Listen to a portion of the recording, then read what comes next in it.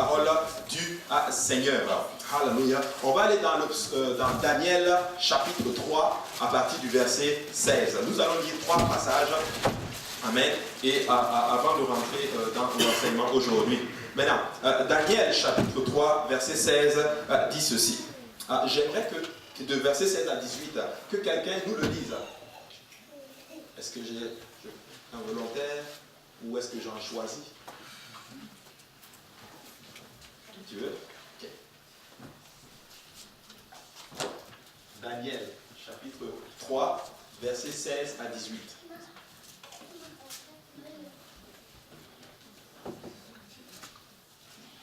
Daniel, chapitre 3, versets 16 à 18.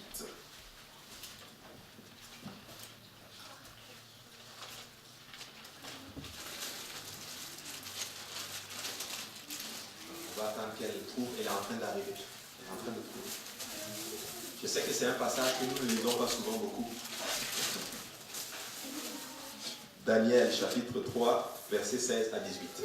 Shadrach, Meshach et Abed-Négo répondit et dit au roi Nebuchadnezzar,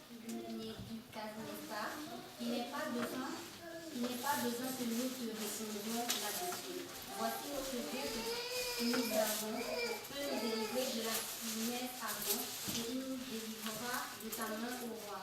Sinon, sache au roi que nous ne servirons pas tes dieux et que nous t'adorons pas la statue d'or que tu as élevée. Amen. Nous n'allons pas adorer la statue d'or que tu as élevée. Maintenant, Daniel chapitre 3, verset 24 cette fois-ci. Et si quelqu'un d'autre peut ouvrir Actes chapitre 5, verset 29. Alors, le roi Nebuchadnezzar fut tout stupéfait et il se leva précipitamment. Il prit la parole et dit à ses conseillers, n'avons-nous pas jeté au milieu du feu 3 hommes liés? Il répondit et dit au roi, certainement au roi. Continue, oui. Il reprit et dit, voici je vois 4 hommes sans lien qui marchent au milieu du feu sans éprouver de dommages, et l'aspect du 4e est semblable à un fils de Dieu. Alors Nebuchadnezzar s'approcha de l'entrée de la fournaise du feu ardent. Il prit la parole et dit, Shadrach, Meshach et Abed-Négo, serviteurs du Dieu souverain, sortez et venez. Alors Shadrach, Meshach et Abed-Négo sortit du milieu du feu. Puis les satrapes, les préfets et les gouverneurs et les conseillers du roi s'assemblaient. Il vit que le feu n'avait plus aucun pouvoir sur le corps de ces hommes, de sorte qu'aucun cheveu de leur tête n'était brûlé, que leur tunique n'avait point changé et que l'odeur du feu n'avait point passé sur eux. Amen. Hallelujah. Et quelqu'un d'autre, Actes chapitre 5, verset 29. Oui. Il faut obéir à Dieu plutôt qu'aux hommes. Qui peut dire amen à cela? Amen. Amen. Nous devons obéir à Dieu plutôt qu'aux hommes. Maintenant, ce passage que nous avons lu dans le livre de Daniel, je suis convaincu que beaucoup d'entre vous l'ont déjà lu et que vous connaissez très très bien cet enseignement, n'est-ce pas? Vous connaissez bien l'histoire de Daniel chapitre 3, Shadrach, Meshach et Abed-Négo. 3 jeunes hébreux qui ont impacté, si on peut le dire, la vie, littéralement la ville de Babylone. Amen.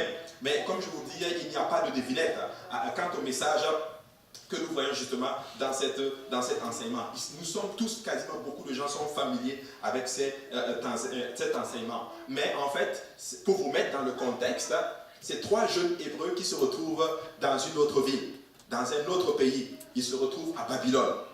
Amen. Ils sont à Babylone. Mais vous savez, quand vous prenez les Écritures, que Babylone a toujours été ennemi du peuple de Dieu. Et cela tout au long de l'existence, si on peut le dire ainsi. Je ne vous apprends rien à ce niveau-là. Mais au moment de l'écriture, ici, de Daniel, vous savez, la ville de Babylone avait atteint le sommet de sa gloire sous le règne de Nabuchodonosor, environ 600 ans avant notre Seigneur Jésus-Christ. Et là, je ne vous apprends absolument rien du tout. Si vous prenez l'histoire, vous allez vous rendre compte que Nabuchodonosor, effectivement, est reconnu littéralement, même pas l'histoire contemporaine, pas les historiens. C'était un grand roi. il a fait de grandes choses. Et le royaume de Babylone avait était, si vous voulez, à son apogée, si on peut le dire ainsi. C'était un royaume glorieux. C'était un royaume fort. C'était en fait, si vous voulez, les États-Unis de l'époque. Si on peut le dire ainsi. Mais il a rendu la ville splendide, avec des canaux, il y avait des temples, il y avait des palais, il y avait des rues célèbres. C'était beau. Probablement que tout le monde se battait pour aller là-bas. Comme tout le monde se bat en Afrique pour aller au Canada ou, par exemple, aux États-Unis, par exemple. Amen. Donc c'était une belle ville. Et l'empire de Babylone avait été fondé des siècles auparavant par un certain monsieur, et nous l'avons déjà étudié ici à l'église de l'Est, plus au service du soir, par un certain monsieur que vous connaissez, il s'appelle Nimrod. Amen. Nimrod, c'est lui qui était l'investigateur de la construction de la tour de Babel. En fait, Babel, c'est de là qu'est venue Babylone. Amen. Et là, Nimrod, c'est lui littéralement qui était comme, c'était un chef, un chasseur, il était très très très puissant. Et c'est lui, en d'autres termes, qui a regroupé le peuple pour aller contre la volonté du Seigneur. Vous savez, pour aller contre la volonté du Seigneur, il va toujours avoir quelque chose qui va te pousser à aller contre Dieu. Ça peut être un esprit, comme ça peut être une personne. Amen. Amen. Comme ça peut être une personne. Hallelujah.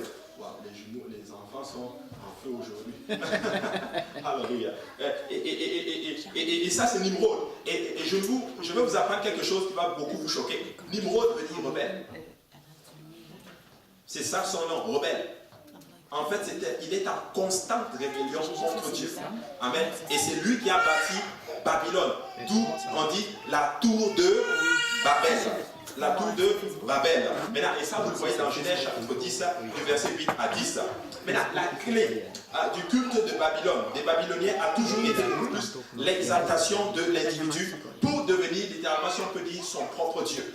En fait, à Babylone, on promulguait, si on peut dire, le culte de la personnalité, si on peut le dire ainsi. Moi. C'est moi qui compte. Il faut qu'on me respecte. Je suis quelqu'un de grand. On ne peut pas me manquer du respect. Alors que nous ne sommes rien. Seul Dieu est quelque chose. En fait, seul Dieu est tout. Et nous ne sommes rien. Amen. Mais ça, c'était ça le principal culte de Babylone. C'était l'exaltation de l'individu pour devenir son propre Dieu. Le mot Babel, littéralement, signifie la porte de Dieu. Et c'est à ses premiers concitoyens babyloniens, justement, qu'on doit littéralement, si on peut le dire, la ville de Babylone, si on peut le dire ainsi. Donc, ils ont d'abord commencé, Dieu leur a dit, mettez-vous ensemble, plutôt, dispersez-vous, mais ils se sont mis ensemble. Amen. Amen. Ils se sont mis ensemble pour construire une tour, pour ne pas être dispersés. Et de là est venu Babel, donc Babylone. Waouh! Écoutez, peuple de Dieu, si nous allons nous mettre ensemble, c'est pour faire la volonté du Seigneur. Nous n'allons pas nous mettre ensemble pour faire ce que Dieu ne veut pas qu'on fasse. Donc ça devient ce qu'on appelle l'esprit de Nimrod. Mais nous ne voulons pas de l'esprit de Nimrod. Nous voulons l'esprit du Seigneur. Nous voulons faire ce que le Seigneur nous demande de faire. Genèse 11, 1 à 9, et montre littéralement ce qui s'est passé avec la tour de Babel. Ils ont essayé justement de bâtir cette tour célèbre que vous connaissez, et d'une manière facile et manuelle, si on peut le dire ainsi, pour se rendre contre la volonté du Seigneur. Amen. Vous savez, l'homme veut toujours aller contre son Dieu. Et je n'ai jamais compris ce principe. Pourquoi aller contre Dieu? Pourquoi ne pas faire ce que Dieu nous demande de faire et nous allons avoir la bénédiction? Peuple de Dieu, écoutez-moi, il n'y a pas de secret. Si tu fais la volonté du Seigneur, Dieu va te bénir. Si tu veux avoir la faveur du Seigneur, tu dois faire la volonté du Seigneur. Vous savez, Dieu a appelé à apporter la confusion à leur langue afin de les disperser. Mais Babylone a travaillé fiévreusement pour se réunifier et aller contre Dieu. Dieu les a dispersés, mais ils ont trouvé le moyen de refonder une nation qui s'appelle Babylone. Ils ont fait quelque chose pour aller contre le Seigneur. Amen. Et depuis lors, quand tu prends Babylone, que ce soit l'aspect politique, l'aspect économique, tout aspect de cette ville, c'est en constante rébellion avec le Seigneur. Vous savez, la rébellion, des fois, c'est très subtil. C'est très, très, très subtil. Mais écoutez, nous voulons faire la volonté du Seigneur. Nous voulons faire la volonté du Seigneur. Mais Dieu montre littéralement qu'il va détruire littéralement le système de Babylone. Il va aussi littéralement détruire tout système d'ailleurs qui en découle, si on peut le dire. Et ça, vous pouvez le voir mentionné dans Apocalypse chapitre 17 et 18. Maintenant, Babylone était un adversaire, si vous voulez, puissant. Mais Babylone sera vaincu, la Bible déclare.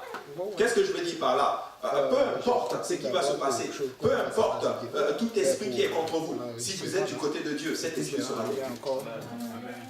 Mais oui, cet esprit sera vaincu. Alors si Dieu est avec nous, qui sera contre nous? Notre rôle, c'est de nous assurer que nous sommes du côté du Seigneur. Écoute, si vous êtes avec le Seigneur, vous êtes du côté de la victoire. Et je l'ai toujours dit, nous ne sommes pas en train de lutter hors de la victoire. Nous luttons dans la victoire. Amen. Des fois, nous regardons notre situation, ça ne ressemble pas aux promesses que le Seigneur nous a faites. Mais je suis en train de dire à quelqu'un aujourd'hui, je veux que tu continues à marcher dans la fidélité avec le Seigneur. Je veux que tu continues à marcher dans l'honnêteté avec le Seigneur. Que tu continues à faire ce que le Seigneur te demande. Et le Seigneur va te bénir. Le Seigneur est de ton côté et le Seigneur va combattre pour toi. Amen.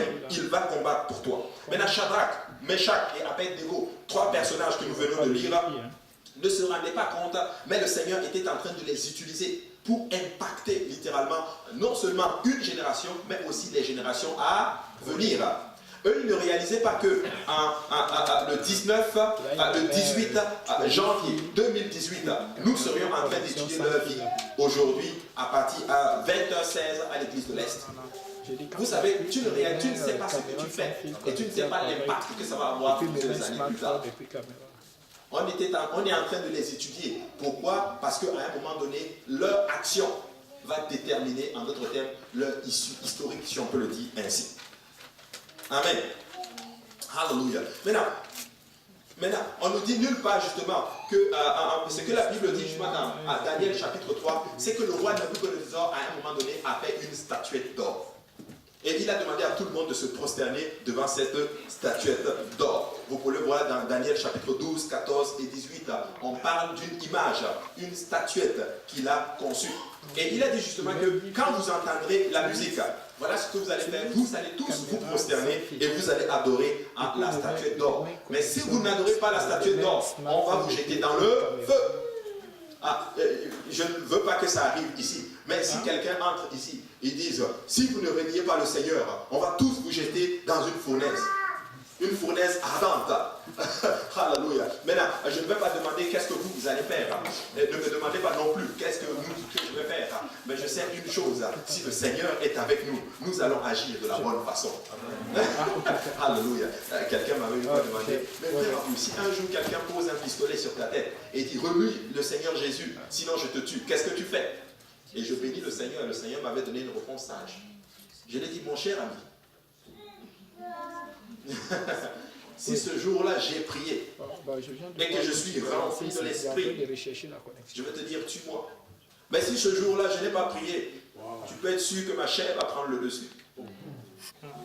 Voilà pourquoi nous devons être toujours chargés de l'esprit. Parce que quand tu es chargé de l'esprit, tu peux prendre des décisions dans la volonté du Seigneur. N'oubliez jamais ceci, peuple de Dieu. Il y aura toujours un choix entre la voie babylonienne et le feu. Amen. Toujours un choix. En fait, le dénouement et la clé de cet enseignement, c'est que tu as un choix à faire. Et c'est une force extraordinaire que le Seigneur a donnée à tout un chacun de nous. Nous avons un choix. Et Nebuchadnezzar était sérieux. Il était très sérieux de sa menace de destruction si les trois garçons hébreux ne se soumettaient pas à lui. La fournaise ardente était la méthode préférée de torture, littéralement, de Babylone. Mais même des rois juifs ont été capturés et mis à mort de cette manière-là. Et ils ne toléraient aucune exception à son décret. En fait, ce que je suis en train de dire, c'est par là, c'est que celui qui ne se prosterne pas devant la statuette d'or devait être jeté dans la fournaise ardente. Écoutez, c'est une mauvaise nouvelle. Amen. C'est une mauvaise nouvelle. Regardez ce que la Bible dit dans Jérémie 29, 22. Il dit ceci, on se servira d'eux comme d'un sujet de malédiction parmi tous les captifs de Juda qui sont à Babylone. On dira que l'Éternel te traite comme Sédécias et comme Akab que le roi de Babylone a fait rôtir au feu. Donc le Seigneur, Jérémie est en train de dire ici que les rois Sédécias et Akab ont été rôtis au feu par le roi de Babylone.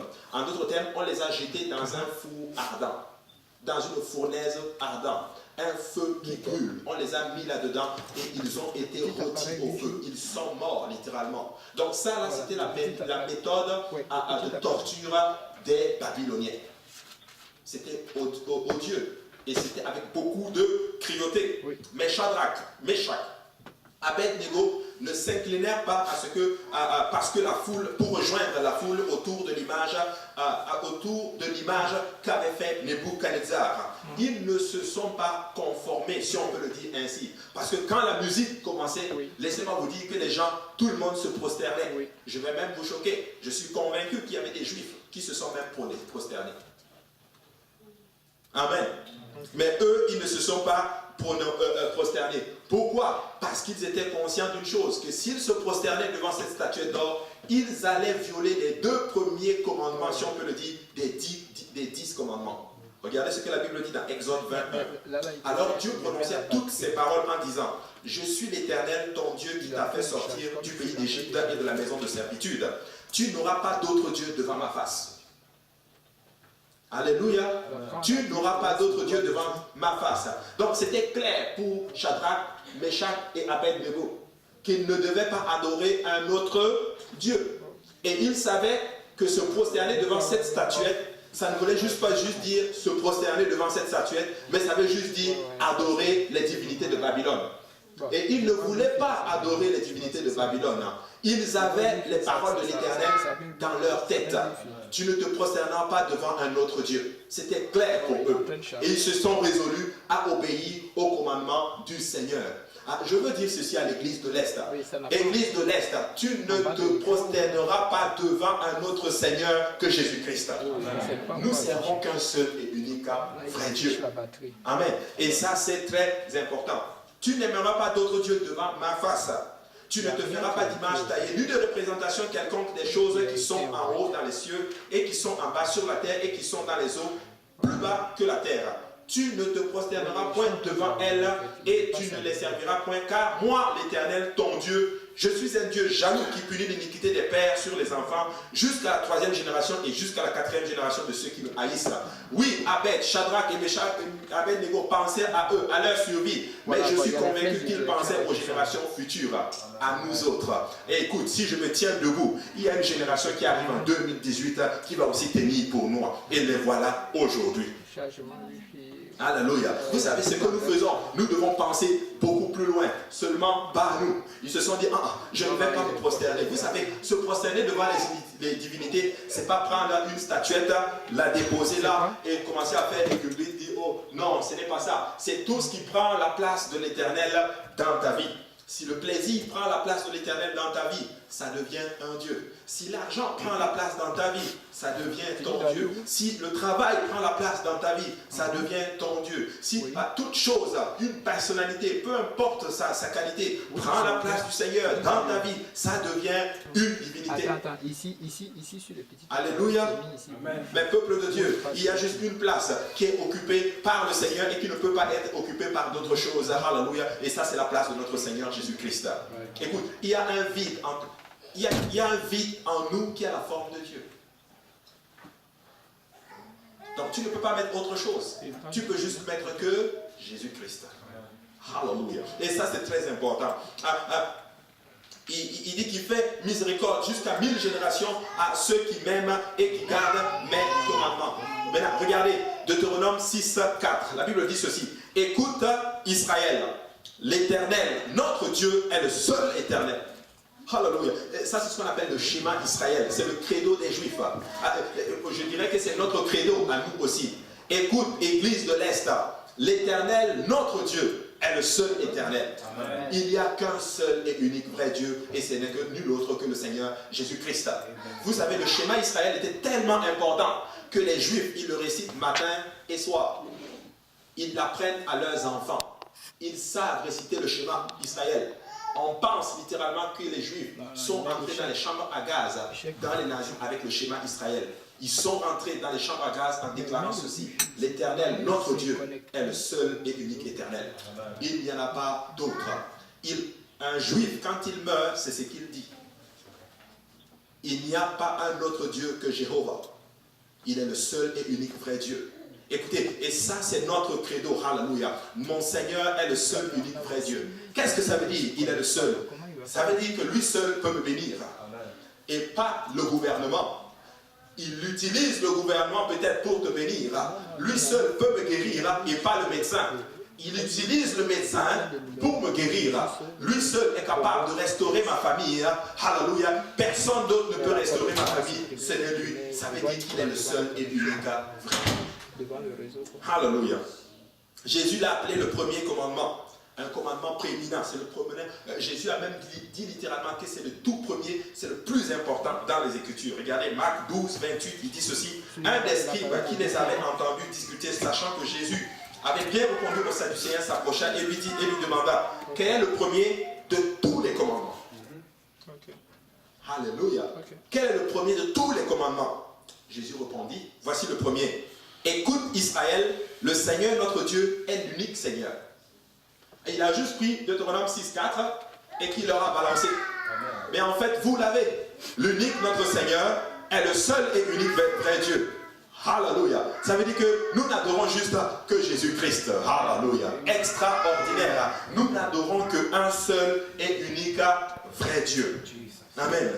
Alléluia. Nebuchadnezzar avait pris des mesures pour rendre ce culte de l'image acceptable à tous ces sujets. Vous savez, le diable ne va pas arriver comme cela. Il va tout faire pour que son culte puisse être acceptable.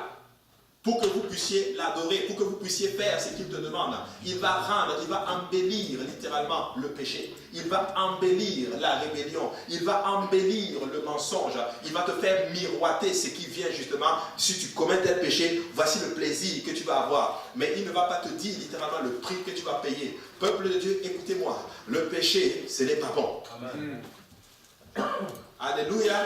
Ce n'est pas bon de désobéir au Seigneur. Nous voulons faire la volonté du Seigneur. Nous voulons que Dieu tende sa main sur nous. Et si nous voulons avoir la bénédiction, la grâce et la faveur de l'Éternel, nous devons obéir au Seigneur Jésus-Christ. Amen.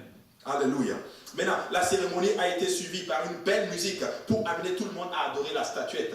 Vous savez, ça n'a pas commencé aujourd'hui. Ça a commencé bien longtemps. La musique accompagne toujours les choses pour embellir et tuer littéralement ton esprit critique.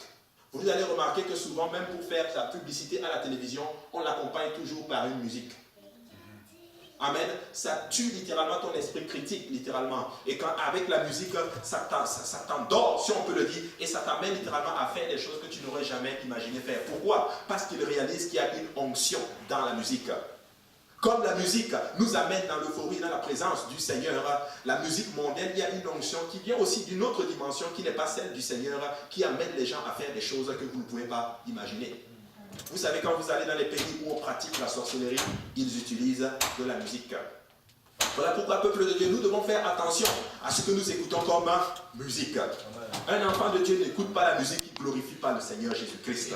Nous n'écoutons pas une musique. Ne dis pas: oh, mais c'est cool, c'est tranquille, ça ne parle pas mauvais. Non, si ça ne glorifie pas Jésus, ça glorifie quelqu'un d'autre. Alléluia. Alors nous écoutons seulement que de la musique qui glorifie le Seigneur Jésus-Christ. Mais les trois garçons hébreux ont tenu. Ils sont restés fermes.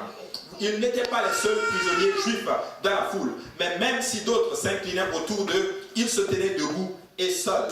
Écoutez, tenir ferme, ça veut dire rester debout même si tu dois rester seul. Amen. Alléluia. Tenir ferme pour le Seigneur, ça veut dire que tu restes debout, même si tu es seul. Église de l'Est, écoutez-moi très bien. Vous devez tenir ferme pour le Seigneur Jésus-Christ. Ça ne va peut-être pas être facile, mais si vous vous accrochez au Seigneur, si vous restez ferme au Seigneur, même si tu restes seul, tu vas rester seul peut-être pour un temps, mais un temps viendra où ceux-là qui t'ont abandonné viendront te rejoindre parce que tu auras tenu pour le Seigneur Jésus-Christ. Alors tiens ferme. Alléluia. Même si tu es seul étant debout, reste debout. car Jésus-Christ est arrêté avec toi. En fait, tu as l'impression que tu tiens seul, mais laisse-moi te dire qu'il y a quelqu'un d'invisible, un quatrième homme invisible que tu ne vois pas, qui tient juste à côté de toi, et son nom c'est le Seigneur Jésus-Christ. Alors dis à ton voisin, tiens ferme. Ils ont tenu, leurs amis étaient avec eux. Il y avait beaucoup d'autres juifs qui venaient aussi, qui sont venus de la captivité. Mais alléluia, peut-être qu'ils se sont prosternés pour se confondre, pour compromettre. Il y avait d'autres choses qui les permettaient de compromettre. Mais ils ont dit, nous avons une alliance. Et cette alliance est beaucoup plus forte que toute chose dans le monde. C'est une alliance qui est scellée probablement par les sangs de bouc et le taureau. Mais c'était tellement important pour eux qu'ils ont tenu ferme. Oh, mais je suis là pour dire à l'église, nous avons une alliance forte, scellée par le sang de Jésus-Christ, le sang du Dieu vivant. Alléluia. Écoutez, nous devons tenir ferme pour ce Jésus-Christ. Nous devons l'aimer de tout notre cœur, de toute notre force, avec tout ce qui est en nous, avec toute la fibre qui est en toi. Aime le Seigneur Jésus-Christ. Alléluia. Ne te laisse pas ébranler par la température qui se fait dehors. Ne te laisse pas ébranler par les murmures du monde. Ne te laisse pas murmurer littéralement par ce que les gens te disent, parce que tu as choisi le Seigneur Jésus-Christ, parce que tu as bien choisi. Amen. Alléluia. Tu as très bien choisi. Tout le monde l'a fait. Mais ça n'a pas d'importance pour les serviteurs de Dieu. Vous savez, même si tout le monde le fait et que c'est contre Dieu, ça n'a pas d'importance pour nous, les serviteurs du Seigneur et les servantes du Seigneur. Amen. Nous ne devons pas arriver à une place et dire, mais tout le monde le fait. Amen. Oui, tout le monde le fait, mais nous ne le faisons pas. Amen. Et c'est ça qui compte. Alléluia. Ce même esprit commence à t'entrer même dans la maison du Seigneur. Mais tel frère le fait aussi. Mais telle sœur le fait aussi. Écoute, tel frère le fait, si ce n'est pas dans la volonté du Seigneur, tu ne le fais pas. Amen. Telle sœur le fait, même si ce n'est pas dans la volonté du Seigneur, tu ne le fais pas. Amen. Mais tu t'accroches au Seigneur Jésus-Christ. Alléluia. Tu t'accroches au Seigneur Jésus-Christ. Ce que l'esprit babylonien ne comprenait pas littéralement, c'est que le commandement de Dieu refuse de plier les genoux. La volonté du Seigneur est que ces commandements tiennent ferme, même quand ça a l'air d'être une opportunité. Amen. Écoutez, si vous vous accrochez au Seigneur, il tient le cœur du roi dans ses mains. Amen. Il la tourne en ta faveur. La Bible déclare que quand Dieu approuve les voies d'un homme, il dispose en sa faveur même ses ennemis.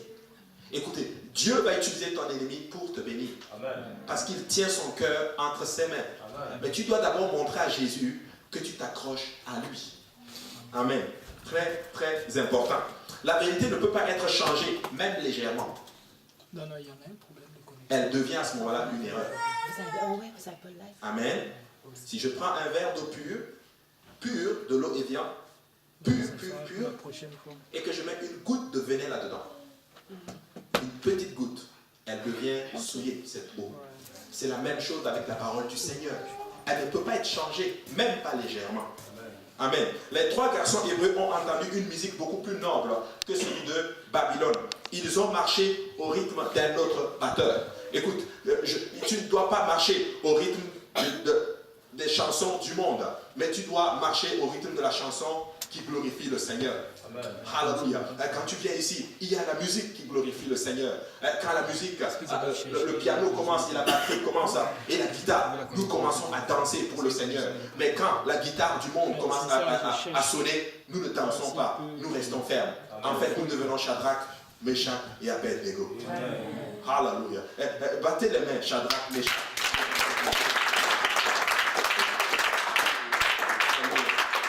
Dieu avait commandé à leurs ancêtres ceci à ces trois jeunes garçons. Tu ne suivras point la multitude pour faire le mal. Et tu ne disposeras point dans un procès en te mettant du côté d'un grand homme pour violer la justice.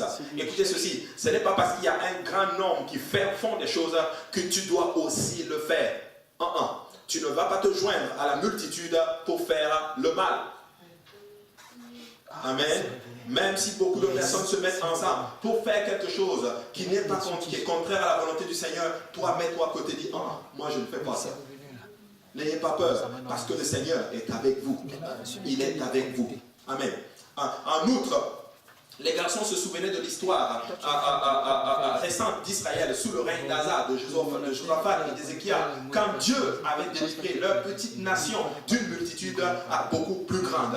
Vous savez, souvent ce qui nous pousse à faire quelque chose que Dieu ne veut pas, parce que nous regardons la multitude, nous regardons leur force, leur capacité, et nous tombons, si on peut le dire ainsi. Mais le Seigneur te dit aujourd'hui, ne regarde pas la multitude, mais regarde à qui est Dieu, littéralement. Écoute, si Dieu ouvrait tes yeux spirituels et que tu vois ceux qui sont avec toi, laisse-moi te dire que tu vas juste commencer à te réjouir. Parce que j'ai l'air d'être seul, mais je ne suis pas seul. Alléluia. Il y a une myriade, une cohorte d'anges qui sont mis à mon service. Alléluia. Pour me délivrer du mal. Ne regarde pas à ce que tu vois, mais ouvre un peu tes yeux spirituels et regarde la cohorte et la quantité d'anges qui sont en train de travailler pour toi. Alors, ne regarde pas la multitude ou ne suis pas la multitude pour faire littéralement ce qui est mal aux yeux du Seigneur. Le monde le fait, pas de problème, mais toi tu ne le fais pas. Mais toi tu ne le fais pas. Pourquoi? Parce que tu aimes Jésus. Tout est basé sur l'amour de Jésus-Christ. Tu l'aimes, voilà pourquoi tu ne le fais pas. Tu l'aimes, voilà pourquoi tu es dans la maison du Seigneur. Tu l'aimes, voilà pourquoi tu tiens ferme.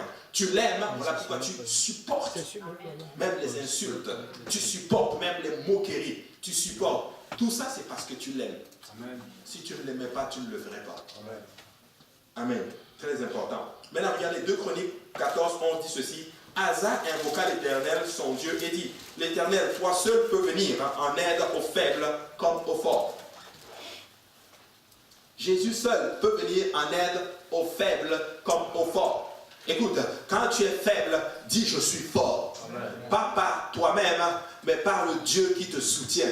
Je lève les yeux vers la montagne, d'où me viendra le secours. Parce que le secours me vient de l'Éternel. Alléluia. Viens à notre aide, Éternel, notre Dieu. Car c'est toi, c'est sur toi que nous nous appuyons.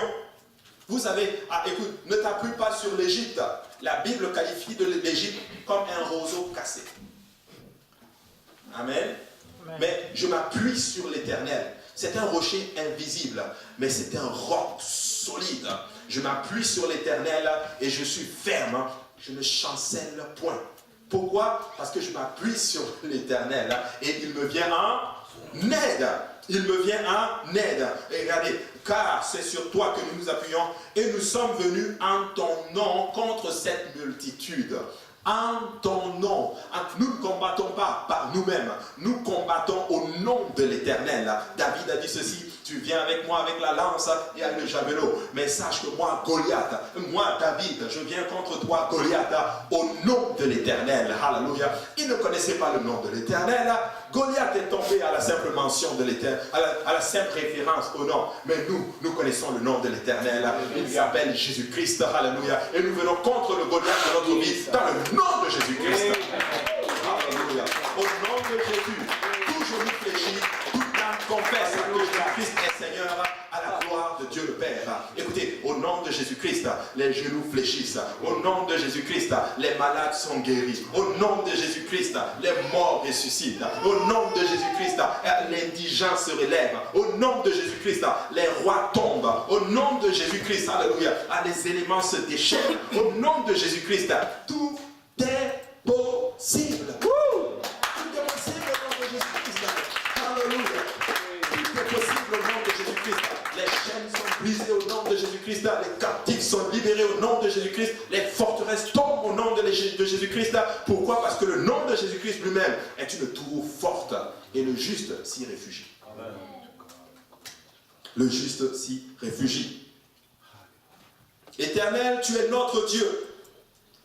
Que ce ne soit pas l'homme qui l'emporte sur toi. L'homme ne peut pas l'emporter sur le Seigneur. Tu sais ce que ça veut dire? Ça veut dire que quand tu es avec Jésus, même si tu as l'impression que ta situation est une défaite, ce n'est pas une défaite. Amen. La croix ne ressemblait pas à une victoire. C'était une défaite aux yeux des hommes, aux yeux du diable.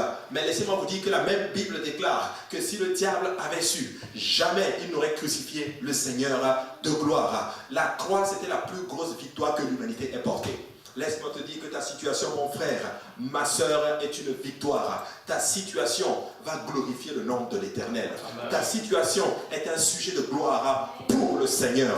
Ta situation va élever le Seigneur. Et quand l'Éternel sera élevé, il attirera plusieurs multitudes à lui.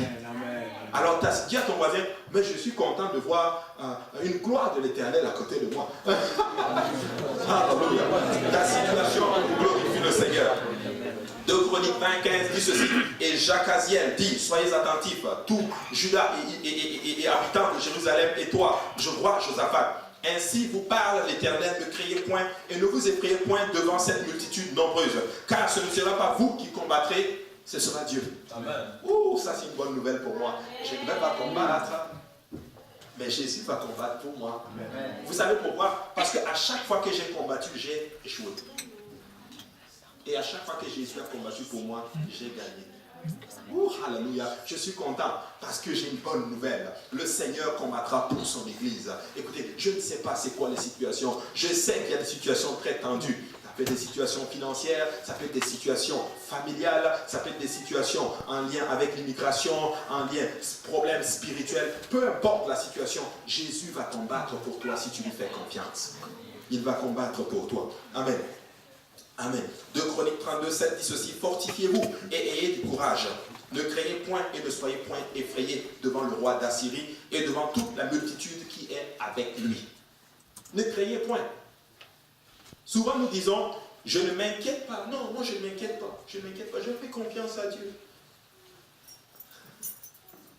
Est-ce que vous savez comment on sait que tu t'inquiètes? Ou du moins, je vais le dire ainsi. Comment on sait que tu commences à douter quand tu t'inquiètes? Dès que tu t'inquiètes, c'est que tu doutes du Seigneur. Mais si tu ne doutes pas du Seigneur, tu ne t'inquiètes pas. Nous n'avons aucune raison de nous inquiéter. De quoi je vais manger? De quoi je vais me vêtir? Non. Il prendra soin de cela. Amen.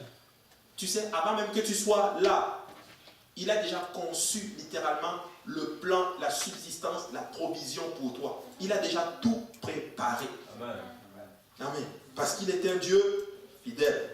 Il est un Dieu fidèle. N'ayez pas peur du roi d'Assyrie ainsi que de toute sa multitude. Car avec nous, il y a plus qu'avec lui. Dieu dit qu'avec nous, il y a plus qu'avec lui. Il y a plus avec nous qu'avec le diable. Et simple formule mathématique, calcul mathématique qu'on peut faire. On sait qu'il est tombé avec 1/3 des anges. Il en reste 2/3. Donc il y a 2 fois plus de renfort pour toi que pour le diable. Alors pourquoi nous nous inquiétons?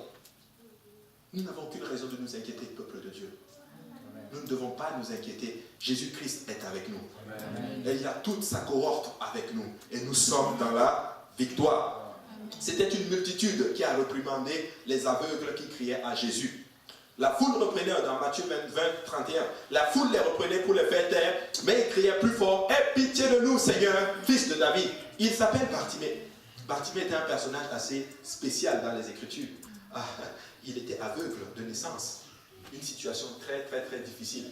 Et là, Jésus est en train de passer. Il a crié à Jésus, « Jésus, fils de David, aie pitié de moi !» La multitude commence, tais-toi, tu importunes le maître. Mais laissez-moi vous dire qu'il a continué à crier. Il a continué à faire sa folie, si on peut le dire ainsi. Il a réussi à arrêter Jésus-Christ.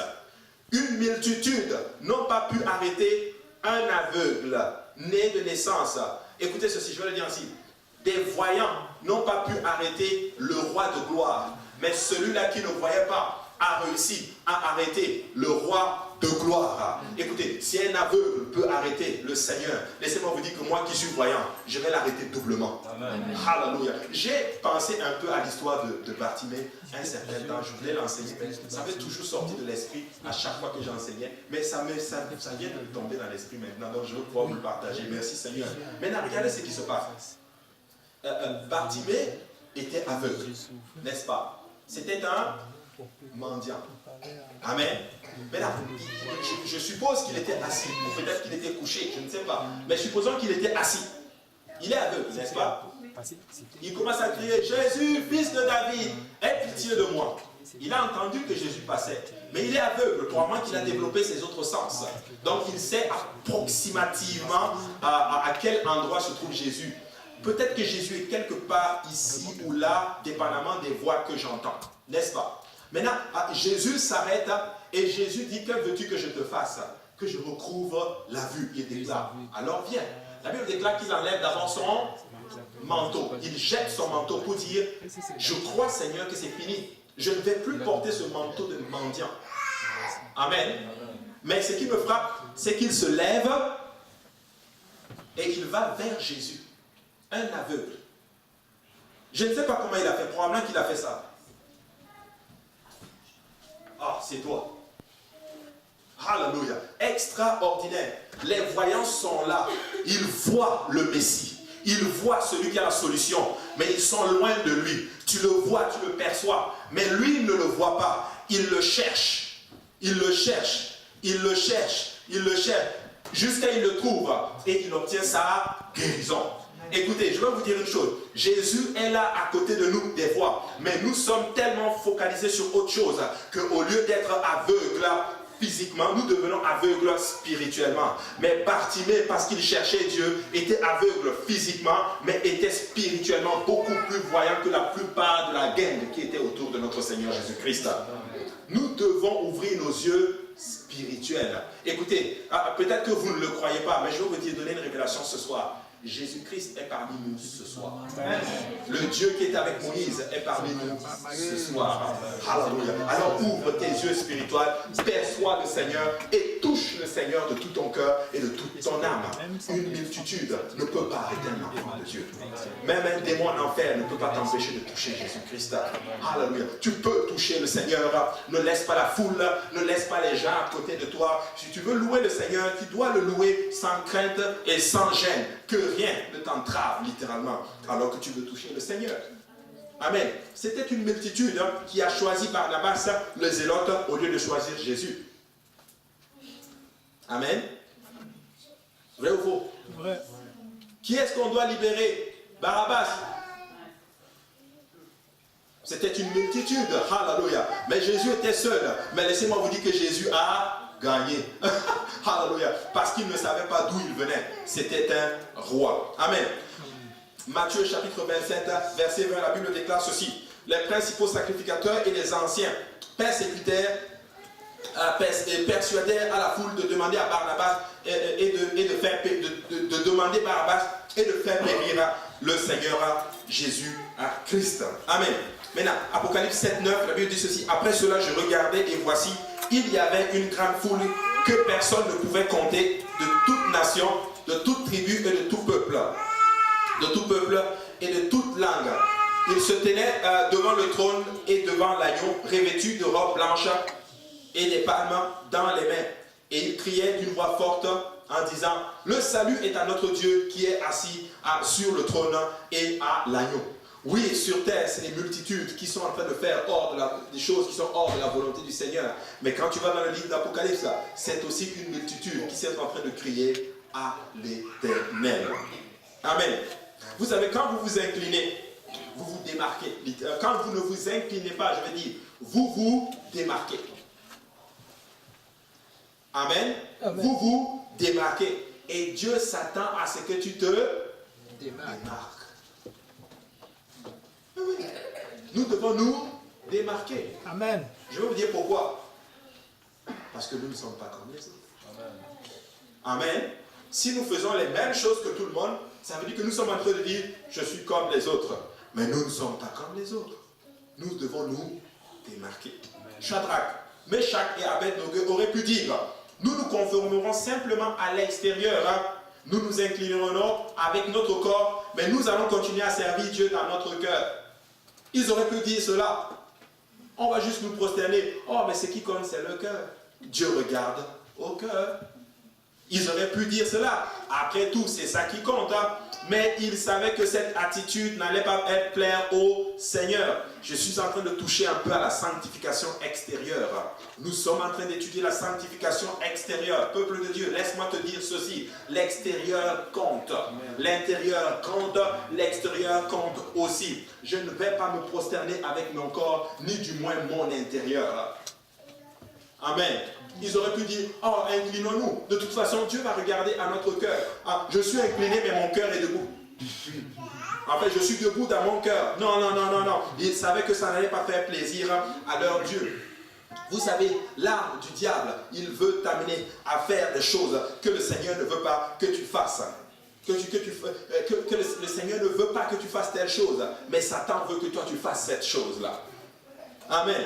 Vous savez, quand ils ont refusé de se compromettre, que la colère du roi a encouru, il ordonne que le four, la fournaise, soit chauffée 7 fois beaucoup plus que la normale. Vous savez ce que ça voulait dire? Ça voulait dire, on ne veut juste plus les voir, on veut juste les tuer. Ce n'était pas une expression numérique, mais c'était une figure de style, c'est une figure de style qui dépeint la plus grande intensité, aussi chaud que possible. En fait, un enfer enragé. Littéralement. Certaines personnes disent, moi je vais servir Dieu quand je suis, si Dieu m'aide, ou je vais marcher dans le feu si Dieu me délivre de la souffrance. Non, nous ne devons pas dire ceci. Nous devons dire, coûte que coûte, nous allons servir le Seigneur. Amen. C'est comme ça que nous devons réagir. Des fois nous disons, si Dieu m'aide, alors je vais le servir. Si Dieu me bénit, alors je vais le servir. Si Dieu me donne une femme, alors je vais le servir. Si Dieu me donne un mari, alors je vais le servir. Si Dieu me donne de l'argent, alors je vais le servir. Non, non, non, non, non. Nous voulons servir le Seigneur, point barre. C'est ça qui compte. Alléluia. C'est ça qui compte. Leur déclaration, littéralement immortelle, est que nous savons que Dieu est capable de nous délivrer. Mais même s'il ne nous délivre pas, roi, sache que nous n'allons pas nous incliner devant ta statuette. Voici la déclaration, si vous voulez, la clé, le dénouement de cette histoire. Écoute, roi, nous n'allons pas nous prosterner devant ta statuette. Mais tu sais quoi? Même si mon Dieu ne me délivre pas, je ne vais pas me prosterner. Ils sont en train de dire, la phrase qu'ils utilisent, c'est ceci. Mon Dieu peut me sauver. Vous savez ce que ça veut dire? Il peut même me sauver de ta main. Mais même s'il ne me sauve pas, plaise à lui. Parce que je lui appartiens de toute façon. Mais une chose est sûre, je ne vais pas m'incliner. Je ne vais pas compromettre. Mais oui, je ne vais pas compromettre la vérité du Seigneur. Je ne vais pas compromettre. Regardez ce que la Bible dit. Le peuple, plutôt, il dit ceci. Je marcherai. Nous allons rentrer dans le feu, littéralement. Même si tu ne veux pas nous délivrer. Même si tu nous prends, tu nous lis, tu nous jettes dans le feu, volontiers. Mais nous allons rentrer dans le feu, étant dans la volonté du Seigneur. Amen. Amen. Regardez ce que la Bible dit dans Job 13, 15. Voici, il me tuera, je n'ai rien à espérer. Mais devant lui, je défendrai ma cause. Quand tu prends par exemple dans certaines versions, c'est comme s'il expliquait littéralement dans la version je n'ai rien à espérer. C'est comme s'il disait, même s'il me tue, je lui ferai quand même confiance. Amen.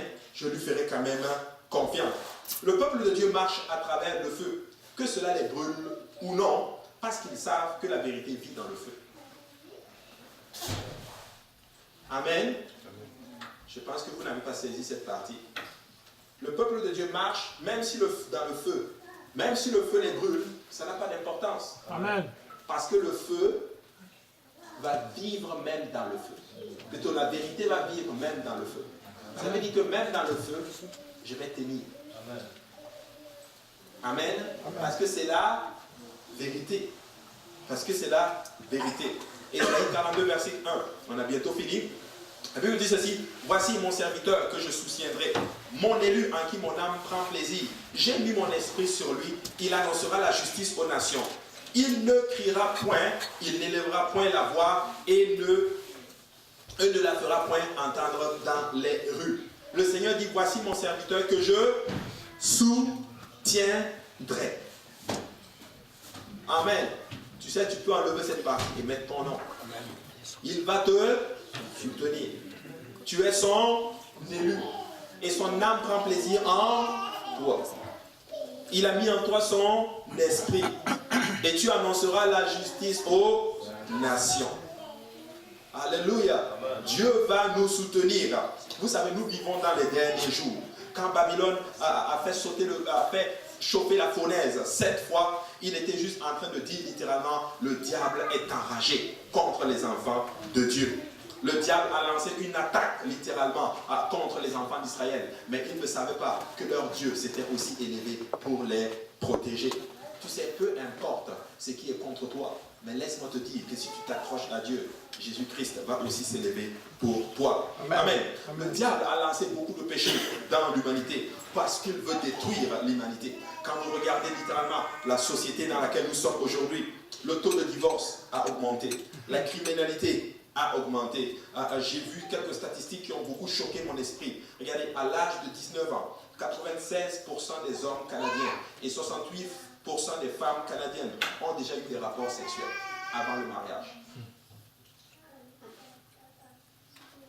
Tu parles de chauffer la fournaise 7 fois. Il est enragé littéralement contre l'humanité. Il veut détruire l'humanité. Alléluia. Mais je suis là et je suis content de voir un peuple qui va se tenir pour le Seigneur. Nous n'allons pas le faire même si tout le monde le fait dehors. Ce n'est pas parce que tout le monde dehors a des copains et des copines que toi tu dois faire ceci. Moi aussi je peux faire un copain et une copine. Non, nous allons nous tenir fermes. Amen. Nous ne dansons pas à cette musique-là. Nous dansons à une autre musique. Amen. Alléluia. Regardez, le taux d'avortement a augmenté. Le taux de suicide chez les jeunes de 15 à 19 ans a augmenté de plus de 600% depuis 1995. Le taux de suicide. Pourquoi? Parce que le diable est fâché, littéralement. Il a augmenté le four et les gens sont en train de danser à la musique du monde. Mais laissez-moi vous dire que je rends grâce à Dieu, alléluia, pour vous, même si nous avons l'air d'une poignée de personnes, mais vous ne savez pas, alléluia, le nombre d'anges et de myriades d'anges qui sont avec nous, alléluia. Nous allons tenir ferme, on ne va pas aller contre les gens, mais on va aller contre l'esprit qui tourmente les gens et nous n'allons pas faire ce qu'ils sont en train de faire. Amen. Amen. Amen.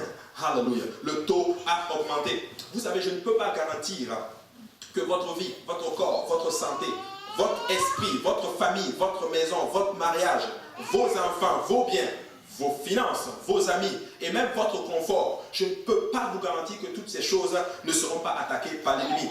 Mais s'il y a une chose que je peux même vous garantir, c'est qu'il va les attaquer.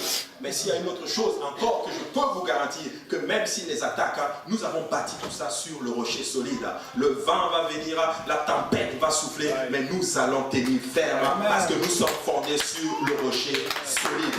Et s'il va attaquer nos enfants vont triompher. Il va attaquer tes amis vont triompher. Il va attaquer ta famille va triompher. Il va même attaquer tes finances vont triompher. Tu vas sortir de toutes tes dettes, tu vas sortir de toutes ces choses. Il va attaquer ton confort, mais laisse-moi te dire que tu vas triompher. Il va attaquer ton mariage va peut-être s'écouer un peu, mais ton mariage va commencer à redresser un peu. Pourquoi? Parce qu'elle tient sur le rocher solide qui est le Seigneur Jésus-Christ. Amen. Alléluia. Vous savez, c'est quand Shadrach, Meshach et Abednego a voulu entrer dans le feu sans aucune assurance de délivrance de leur procès que le miracle s'est produit. C'est quand ils sont rentrés dans le feu. Le miracle ne s'est pas produit hors du feu, mais le miracle s'est produit dans le feu. Écoute, est-ce que tu veux voir le miracle là? Mon cher ami, entre dans la fournaise. Amen. Alléluia. Entre dans la fournaise et le miracle. On a bientôt terminé. Les hommes qui les ont jetés dans la fournaise ont été massacrés, la Bible déclare. Mais le feu ne les a pas touchés. Ils sont tombés liés dans la fournaise ardente. Mais Nebuchadnezzar a été étonné de les voir se lever, marchant au milieu du feu. Tu sais, le diable va faire venir des problèmes. Mais tu tiens quand même. Oh, alléluia, mais ce pasteur, mais avec les persécutions, il tient quand même. Alléluia, je suis content de tenir. Je ne vais pas tomber au nom de Jésus.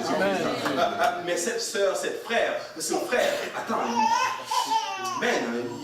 Il y a eu le feu quand même, hein, mais il tient quand même, hein, il danse encore pour le Seigneur. Mais pourquoi peut-être frère, la maladie le frappe, mais il court encore, il vient toujours dans la maison du Seigneur. Ah ben écoute, il est en train de marcher dans le feu.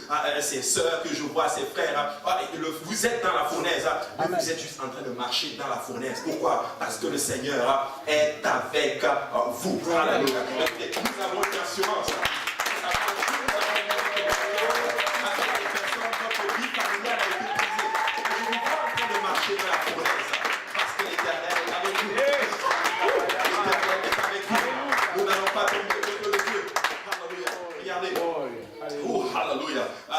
Ces garçons-là avaient compris. Ces garçons avaient compris. Ils marchaient au milieu de la fournaise. Vous savez, au ciel, Dieu était en train de dire ceci. Ce sont des garçons courageux. Je pense que je vais descendre et me tenir à leur côté. Écoutez, ils étaient dans la fournaise. Dieu du ciel dit, écoutez, ça, ce sont mes enfants. Ils sont courageux. Tu sais quoi, je vais un peu aller à leur côté. Je vais aller à leur côté, sur la terre. Nebuchadnezzar a dit, je vois 4 hommes. Et la forme d'un 4e homme avait, si vous voulez, l'image d'un fils de Dieu. Oh, écoutez, ils étaient 3. Mais laissez-moi vous dire qu'il y avait un 4e homme. Et je vais vous dire pourquoi je crois que le 4e homme était le Seigneur. Ce n'est peut-être pas écrit dans la Bible, mais c'était des Juifs. Je suis convaincu que l'image, je dis bien, je suis convaincu que l'image que Nebuchadnezzar a vue, c'est qu'il a vu 3 hommes prosternés devant un 4e homme. Oh, c'était des Juifs qui ne se prosternent que devant un seul Dieu. Ils ont vu 3 hommes prosternés devant Jéhovah. Écoutez, laisse-moi te dire, si tu t'approches au Seigneur, si tu te prosternes que devant l'Éternel des armées, même dans la fournaise, alléluia, il va se tenir à tes côtés, il va s'élever, ses ennemis vont se disperser, et toi tu auras la victoire, alléluia, et ton ennemi le regardera, ils vont dire, ouh, l'Éternel a fait pour eux de grandes choses. Amen. Amen. Alléluia, écoutez-moi, peuple de Dieu, quelqu'un doit juste tenir ferme un peu. Quelqu'un est en train de vouloir compromettre. Écoute, je suis là pour te déclarer au nom de Jésus-Christ, si tu tiens ferme, il va être avec toi. Il va être avec toi. Il va être avec toi. Quand Nebuchadnezzar les a appelés de sortir du feu, écoutez, ils sont sortis du feu eux-mêmes. C'était même pas lui qui a ouvert les portes. Les portes avaient été consumées par le feu. Ils sont sortis eux-mêmes sans leur lien. La seule chose qu'ils ont perdue quand ils se levaient pour Dieu, c'était leur lien. Écoute, la seule chose que tu vas perdre si tu t'accroches à Dieu, ce sont les liens qui te retiennent. Oh, alléluia, quelqu'un doit juste se lever et te dire pour le Seigneur Jésus-Christ. Tu dois perdre ton cœur pour le Seigneur. Je ne dis pas que c'est facile. Je ne dis pas que c'est la climatisation dans la fournaise. Mais fais-lui confiance, alléluia. Il est avec toi. Il va combattre pour toi. Il va confondre l'ennemi de ton âme. Alléluia. Il s'est levé, leurs liens sont tombés. Écoutez, il y a de la liberté dans le four quand Dieu est là avec toi. Quand ils sont sortis du feu, tout le monde a vu ces hommes. Le feu a vu ces hommes dont le feu n'avait aucun pouvoir sur eux. Et leurs cheveux n'étaient même pas ébranlés et leurs vêtements ne sont pas consumés par le feu.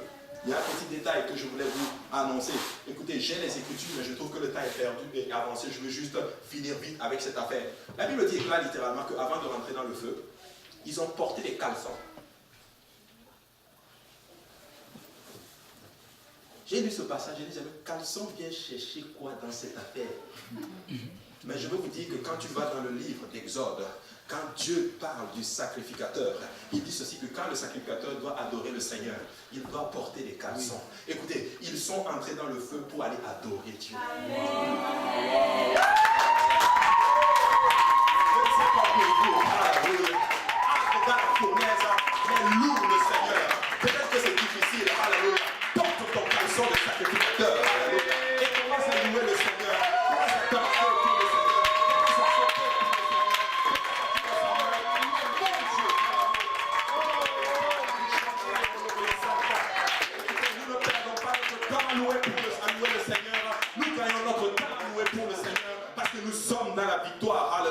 Écoutez, ils ont porté enlever leurs caleçons.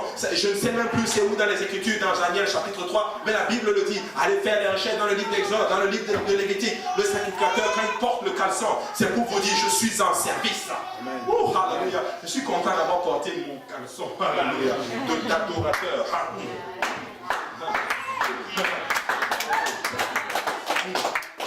Alléluia. Le feu n'avait aucun pouvoir sur leur corps. Écoute ceci. Le feu n'a aucun pouvoir sur un adorateur. Alléluia. Alléluia. Leur feu n'était pas ébranlé. Le feu ne pouvait pas les toucher. Dieu les a sauvés du feu. Ah, écoute ceci. Dieu ne les a pas sauvés du feu. Dieu les a sauvés dans le feu. Quelqu'un ne veut pas rentrer dans le feu. Écoute, entre un peu dans le feu, tu vois, et tu vas voir la main de l'Éternel agir pour toi. Waouh, cela aboutit à un témoignage à tout l'ensemble de Babylone. Une chance d'entendre parler du seul et unique vrai Dieu. Le seul Dieu qui peut sauver du feu. Babylone a entendu, alléluia. Seul Dieu peut délivrer du genre de trouble. Écoute, le trouble que tu traverses, écoute ceci, seul Jésus peut le sauver, peut t'enlever de là. Écoute, please, entre dans le feu. Parce que le peuple doit entendre qu'il n'y a qu'un seul Dieu qui peut sauver du peuple. Mais si tu n'entres pas dans le feu, ils n'ont aucune chance d'entendre parler de l'Éternel. Quelqu'un doit juste entrer dans le feu. Dis à ton voisin, entrons dans le feu un peu. Écoute, dis à ton voisin, allons rencontrer le quatrième homme un peu dans le feu. Allons le rencontrer. Parce qu'il est dans le feu. Viens un peu.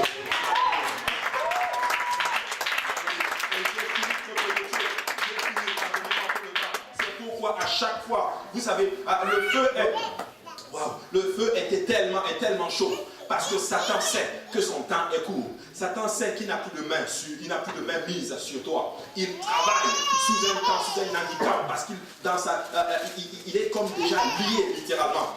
À chaque fois que vous priez, que vous obéissez à Dieu, sa colère est juste excitée. Mais Jésus lie la chute de Satan. Non seulement à la victoire du calvaire, mais aussi aux exploits qui sont faits par ses disciples. Tu sais, quand tu fais quelque chose pour le Seigneur, quand tu te lèves le matin alors que tu es fatigué et que tu pries, alléluia, Jésus est content. Il te regarde un exploit. Voici un autre Shadrach, voici un autre Meshach, voici un autre Abednego, alléluia. Et le diable est fâché. Le diable est fâché. Regardez, maintenant, Jean 12, 31. A lieu le jugement de ce monde. Maintenant, le prince de ce monde sera jeté dehors. Et moi, quand j'aurai été élevé de la terre, j'attirerai beaucoup d'hommes à moi. Ta situation est un témoignage pour attirer beaucoup d'hommes à Jésus-Christ. Mais oui, alléluia. Lèvons-nous tous ensemble. Alléluia. Lèvons-nous tous. Shadrach, Abednego, Meshach, lève-toi un peu. Lève-toi un peu, alléluia. Alléluia. La Bible dit ceci dans Luc 10, 17. Les 70 revinrent avec joie, disant, Seigneur, les démons même nous sommes soumis en ton nom. Jésus leur dit, je voyais Satan tomber du ciel comme un éclair. Voici, je vous ai donné le pouvoir de marcher sur les serpents et les scorpions, et sur toute la puissance de l'ennemi, et rien ne pourra vous nuire. Rien ne pourra vous nuire, peuple de Dieu. Rien ne pourra vous nuire. Mettez les fermes pour le Seigneur. Accrochez-vous au Seigneur. N'ayez pas peur d'entrer dans le feu, car le Seigneur est avec vous. Le Seigneur est avec vous.